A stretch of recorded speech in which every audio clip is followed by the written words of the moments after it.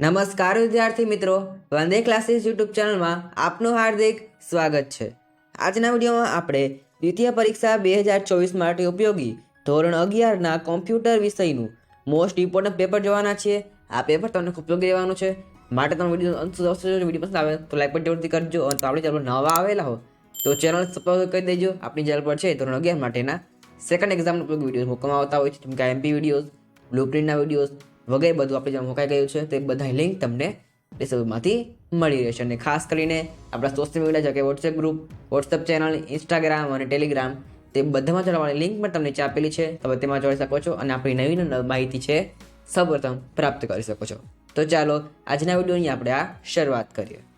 સૌપ્રથમ અહીં પહેલો વિકલ્પ આપ્યો છે તમારે, ઉબુન્ટુ લિનક્સમાં ટર્મિનલ ખોલવા નીચેનામાંથી કઈ પદ્ધતિ અનુસરી શકાય છે? તો જવાબ અહીં આવશે સી, એ અને બી બંને, એટલે કે એપ્લિકેશન એમાંથી એસેસરીઝ અને એમાંથી ટર્મિનલ તમે આ તેમાં છે એ ખોલી શકો છો। અને ત્યારબાદ છે B, control plus alter plus T, આ બંને રીતે છે ટર્મિનલ ખોલી શકાય છે। માટે આન્સર આવશે તમારે સી, એટલે કે એ અને બી બંને। અને ખાસ કરી વિદ્યાર્થી મિત્રો, અહીં તમારે છે કોમ્પ્યુટર વિષયની અંદર સેકન્ડ એક્ઝામમાં કુલ તમારે ચેપ્ટર નંબર 6, ચેપ્ટર નંબર 7 અને ચેપ્ટર 8 છે સિલેબસ રહેવાના છે। આમાં ચેપ્ટર નંબર 6 તમારે છે 20 ગુણનું છે, ચેપ્ટર નંબર 7 છે 15 ગુણનું છે, અને ચેપ્ટર નંબર 8 પણ તમારે 15 ગુણનું છે। આમ તમારે કુલ 50 ગુણનું પેપર આવશે।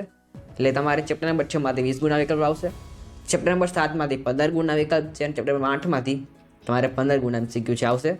તમારે છે ધ્યાનમાં રાખવાનું। ત્યારબાદ આગળ વધીએ, આપણે બીજો વિકલ્પ આપેલો છે, લિનક્સમાં કયો સેલ આપણને સંપૂર્ણ કમાન્ડ પર આધારિત પ્રોગ્રામ લખવાની છૂટ આપે છે? અહીં જવાબમાં આવશે ડી, એટલે કે બોર્ન સેલ। ત્યારબાદ છે વિકલ્પ નંબર ત્રીજો, લિનક્સમાં કયા કમાન્ડને સીધા સેલ દ્વારા અમલમાં મૂકી શકાય છે?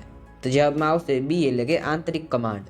ત્યારબાદ છે લિનક્સમાં કમાન્ડ પ્રોમ્પ્ટ પર સાદી ગાણિતિક ક્રિયાઓ કરવા કયા કમાન્ડનો ઉપયોગ કરવામાં આવે છે? તો જવાબમાં આવશે સી, એટલે કે બીસી। ત્યારબાદ છે પાંચમો વિકલ્પ, લિનક્સમાં કમાન્ડ પોસ્ટર પર લિનક્સમાં કમાન્ડ પ્રોમ્પ્ટર પર કોઈ ચલની કિંમત દર્શાવવા કયા આદેશનો ઉપયોગ કરવામાં આવે છે? તો જવાબમાં આવશે ડી, એટલે કે ઇકો। ત્યાર પછી છે છઠ્ઠો વિકલ્પ, લિનક્સમાં કમાન્ડ પ્રોમ્પ્ટ પર હાલના પથ પરની ડિરેક્ટરીને બદલીને રૂટ ડિરેક્ટરીમાં જવા માટે કયા કમાન્ડનો ઉપયોગ કરવામાં આવે છે? તો જવાબમાં આવશે ડી। ત્યાર પછી છે લિનક્સમાં કયા ચિહ્નથી શરૂ થતી ફાઇલને છુપી ફાઇલ ગણવામાં આવે છે? તો જવાબમાં આવશે પૂર્ણ વિરામ। ત્યારબાદ છે આઠમો વિકલ્પ, લિનક્સ કમાન્ડ પ્રોમ્પ્ટમાં કયું ચિહ્ન અક્ષર ફાઇલનો નિર્દેશ કરે છે? તો જવાબમાં આવશે અહીં એ। ત્યારબાદ છે વિકલ્પ નંબર 9, લિનક્સમાં ફાઇલની માહિતીને ઉતરતા ક્રમમાં દર્શાવવા એટલે કે શોર્ટ કમાન્ડના કયા વિકલ્પનો ઉપયોગ કરવામાં આવે છે? તો જવાબમાં આવશે બી। ત્યારબાદ છે લિનક્સમાં કમાન્ડ પ્રોમ્પ્ટમાં ફાઇલના કયા કમાન્ડ દ્વારા રૂટ ડિરેક્ટરીમાં ઉપલબ્ધ તમામ ડિરેક્ટરી અને સબ ડિરેક્ટરી શોધી આપે છે? તો જવાબમાં આવશે એ। ત્યાર પછી છે 11મો વિકલ્પ, લિનક્સમાં હોમ ડિરેક્ટરી જાણવા કયા ચિહ્નનો ઉપયોગ કરવામાં આવે છે? તો જવાબમાં આવશે સી। ત્યાર પછી છે 12મો વિકલ્પ, સામાન્ય રીતે લિનક્સમાં કયો પ્રમાણભૂત સેલ ગણવામાં આવે છે? તો જવાબમાં આવશે સી, એટલે કે બાશ। ત્યારબાદ છે 13મો વિકલ્પ, લિનક્સમાં આદેશની વાક્ય રચનાને કેટલા વિભાગમાં વહેંચી શકાય છે? તો જવાબમાં આવશે સી, એટલે કે 3। ત્યારબાદ છે 14મો વિકલ્પ, લિનક્સમાં વર્ષ 2012નું કેલેન્ડર પાનાવાર નિહાળવા માટે કયો આદેશ વપરાય છે? તો જવાબમાં આવશે બી। ત્યાર પછી છે 15મો વિકલ્પ, લિનક્સમાં ડિરેક્ટરી બનાવવા માટે કયા આદેશનો ઉપયોગ કરવામાં આવે છે? તો જવાબમાં આવશે બી। ત્યારબાદ લિનક્સમાં કમાન્ડ પ્રોમ્પ્ટ પર માત્ર 2 અક્ષર ધરાવતી ફાઇલ અને ડિરેક્ટરીનું લિસ્ટ જોવા કયા આદેશનો ઉપયોગ કરવામાં આવે છે? તો જવાબમાં આવશે એ। ત્યારબાદ છે લિનક્સમાં ફાઇલ માટે કઈ નિશાનીનો ઉપયોગ કરવામાં આવે છે? તો જવાબમાં આવશે પી, એટલે કે આ છે ડોલર નિશાન છે। ત્યાર પછી છે 18મો વિકલ્પ, લિનક્સમાં ફાઇલના નામની મહત્તમ લંબાઈ કેટલી રાખી શકાય છે? તો જવાબમાં આવશે બી, એટલે કે 255। ત્યાર પછી છે 19મો વિકલ્પ, લિનક્સમાં ફાઇલ સિસ્ટમમાં ડિરેક્ટરી માળખામાં સૌથી પ્રથમ કઈ ડિરેક્ટરી હોય છે? તો જવાબમાં આવશે એ। ત્યારબાદ લિનક્સમાં કયું ચિહ્ન નિર્ગમના લક્ષ્ય ફેરનો નિર્દેશ કરે છે? તો તેમાં જવાબમાં તમારે આવશે બી। અને ખાસ વિદ્યાર્થી મિત્રો, હવેથી જે આવે છે 21 નંબર વિકલ્પ, તે બધા વિકલ્પ તમારે છે ચેપ્ટર નંબર 7ના વિકલ્પ છે। ચેપ્ટર નંબર 7 તમારે છે 15 ગુણનું છે। જો આપણે વિકલ્પ નંબર 21 લિનક્સમાં શેલ સ્ક્રિપ્ટ લખવા માટે નીચેનામાંથી કયો ટેક્સ્ટ એડિટરનો ઉપયોગ કરવામાં આવે છે? તો જવાબમાં આવશે આપેલ તમામ, એટલે કે નેનો, પીઓ અને વીમ એડિટર જે તમે આવે છે તે બધામાં છે ઉપયોગમાં આવે છે. આગળ છે તમારે 22નો વિકલ્પ. વીમ એડિટરમાં કયું ચિહ્ન સૂચવે છે કે આડી લીટીઓ એડિટર દ્વારા ઉપયોગમાં લેવાયેલ નથી? તો જવાબમાં આવશે સી. ત્યાર પછી છે 23નો વિકલ્પ. વીમ એડિટરમાં ફાઇલને સંગ્રહ કરી એડિટિંગ મોડ ચાલુ કરવા માટે કયા કમાન્ડનો ઉપયોગ કરવામાં આવે છે? તો જવાબમાં આવશે અહીંયા ડી. ત્યાર પછી છે 24નો વિકલ્પ. વીમ એડિટરમાં કયા કમાન્ડનો ઉપયોગ કરી શબ્દો કે પદાવલીમાં પાછળની દિશામાં લખાણની શોધ કરી શકાય છે? તો જવાબમાં આવશે ડી. ત્યાર પછી છે વીમ એડિટરમાં શેલ સ્ક્રિપ્ટમાં ચલના નામના કયા અક્ષર ન હોવા જોઈએ? તો જવાબમાં આવશે બી, વિશિષ્ટ અક્ષરો એટલે કે સ્પેશિયલ કેરેક્ટર્સ. ત્યાર પછી છે આદેશોના સમૂહરૂપી ટેક્સ્ટ ફાઇલને શું કહેવામાં આવે છે? જવાબમાં આવશે ડી, એટલે કે શેલ સ્ક્રિપ્ટ. ત્યાર પછી છે વીમ એડિટરમાં કર્સરને ઉપર તરફ ખસેડવા માટે કયા કમાન્ડનો ઉપયોગ કરવામાં આવે છે? જવાબમાં આવશે ડી, એટલે કે કે. ત્યાર પછી છે શેલ સ્ક્રિપ્ટમાં કોમેન્ટ મૂકવા કયા ચિહ્નનો ઉપયોગ કરવામાં આવે છે? જવાબમાં આવશે બી.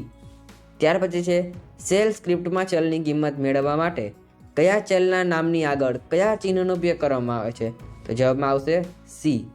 ત્યાર પછી છે શેલ સ્ક્રિપ્ટમાં જ્યારે કોઈ ક્રિયા અન્ય ક્રિયા કરતાં પ્રથમ કરવાની ફરજ હોય ત્યારે આપણે તે ક્રિયાને કયા કોષમાં લખીએ છીએ? એટલે કે જવાબમાં આવશે ડી. આ તમારા છે કર્લી બ્રેકેટ્સ તમે જેને કહેતા હો છો. આગળ વાત કરીએ શેલ સ્ક્રિપ્ટ. અહીંયા આવશે શેલ સ્ક્રિપ્ટ. શેલ સ્ક્રિપ્ટ ફાઇલનું એક્સટેન્શન કયું હોય છે? જવાબમાં આવશે .sh. ત્યાર પછી છે KDE ડેસ્કટોપ એન્વાયરમેન્ટ માટે કયું ગ્રાફિકલ એડિટર ઉપલબ્ધ છે? જવાબમાં આવશે કે રાઇટ. ત્યાર પછી છે વીમ એડિટરમાં કર્સરની આખી લીટી બદલતી લીટીની શરૂઆતમાં લખાણ ઉમેરવા કયા કમાન્ડનો ઉપયોગ કરવામાં આવે છે? જવાબમાં આવશે ડી. ત્યાર પછી છે વીમ એડિટરમાં નીચેનામાંથી કઈ કીનો ઉપયોગ લાઇન રદ કરવા માટે થાય છે? જવાબમાં આવશે સી.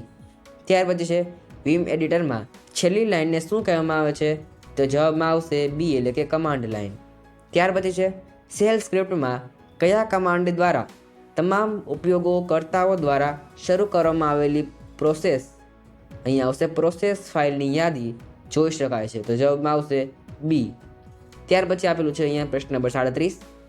શેલ સ્ક્રિપ્ટમાં કમાન્ડનો સફળતાપૂર્વક અમલ કરવામાં આવ્યો હોય તો કઈ કિંમત જોવા મળે છે? તો જવાબમાં આવશે અહીંયા એ. ત્યાર પછી છે શેલ સ્ક્રિપ્ટની રચના કરતી વખતે નિર્ણય માટે કુલ કેટલા વિધાનોનો ઉપયોગ કરી શકાય છે? જવાબમાં આવશે ડી. ત્યાર પછી છે પ્રશ્ન નંબર 39. શેલ સ્ક્રિપ્ટમાં ઇફ વિધાનમાં ટેસ્ટ આદેશના સ્થાને કયા કોષનો ઉપયોગ કરી શકાય છે? જવાબમાં આવશે એ. ત્યાર પછી છે પ્રશ્ન નંબર 40. શેલ સ્ક્રિપ્ટમાં આંકડાકીય ઓપરેટરની સરખામણી કરવા નીચેનામાંથી કયા પ્રક્રિયકનો ઉપયોગ કરી શકાય છે? જવાબમાં આવશે બી, એટલે કે સંબંધક પ્રક્રિયકો. ત્યાર પછી છે શેલ સ્ક્રિપ્ટમાં ટ્રુ પરિણામને ફોલ્સ અને ફોલ્સ શરતને ટ્રુમાં રૂપાંતરિત કરવા માટે નીચેનામાંથી કયા ઓપરેટરનો ઉપયોગ કરવામાં આવે છે? તો જવાબમાં આવશે સી, એટલે કે ઉદ્ગાર ચિહ્ન. ત્યારબાદ છે શેલ સ્ક્રિપ્ટમાં એકથી વધુ શરતોને ચકાસવા માટે નીચેનામાંથી કયા વિધાનનો ઉપયોગ કરી શકાય છે? જવાબમાં આવશે સી, એ અને બી બંને, એટલે કે એ પણ આવશે અને બી પણ આવશે. ત્યાર પછી છે કેસ વિધાનમાં કઈ નિશાની દ્વારા વિધાનોમાં વિભાગનો અંત દર્શાવી શકાય છે? તો જવાબમાં આવશે સી, એટલે કે ડબલ ટાઈમ છે સેમિકોલન. ત્યારબાદ છે શેલ સ્ક્રિપ્ટમાં કયા લૂપમાં તેના વિધાનમાં કિંમતોની યાદી ઉમેરવાની છૂટ આપવામાં આવે છે? જવાબમાં આવશે એ. ત્યારબાદ શેલ સ્ક્રિપ્ટમાં કયો કૌંસ ફંક્શન હોવાનો નિર્દેશ કરે છે?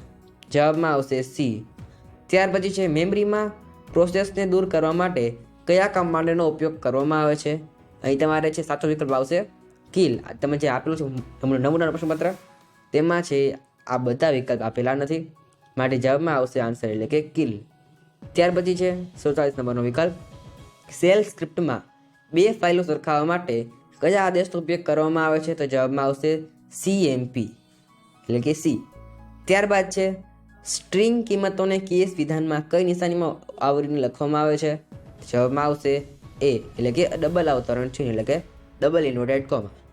તો જવાબ ત્યારબાદ છે એક સરખા કમાન્ડને અનેક વખત પુનરાવર્તિત કરવાની પ્રક્રિયાને શું કહેવામાં આવે છે? જવાબમાં આવશે એ, એટલે કે લૂપિંગ. ત્યાર આગળ વાત કરીએ છેલ્લો વિકલ્પ છે પ્રશ્ન નંબર 50. જ્યાં સુધી શરત સાચી હોય ત્યાં સુધી વિધાનનો અમલ કરવાનું કાર્ય કયા લૂપમાં જોવા મળે છે? તો આનો જવાબ છે આવશે વાઇલ્ડ લૂપ. તો આજના વિડીયોમાં છે આપણે વિદ્યાર્થી મિત્રો ધોરણ 11ના કોમ્પ્યુટર વિષયના સેકન્ડ એક્ઝામ માટેનું ઉપયોગી પેપર જોયું છે. આ પેપર તમને ખૂબ જ ઉપયોગી રહેવાનું છે, માટે વિડીયોને લાઈક જરૂરથી કરજો અને તમે નવેલા હો તો કહી દેજો. આપણે પછી ધોરણ 11 મારો ઉપયોગી વિડીયો છે આવતા હોય છે. અને ખાસ કરીને આ વસ્તુ સોશિયલ મીડિયા જેવા કે WhatsApp group, WhatsApp channel, Instagram, Telegram તે બધા લિંક તમને આપી તમે તેમાં જોડાઈ શકો છો. તો આજના વિડીયોમાં આટલું જ. ફરી મળીએ નેક્સ્ટ વિડીયોમાં. Thanks for watching. All the best.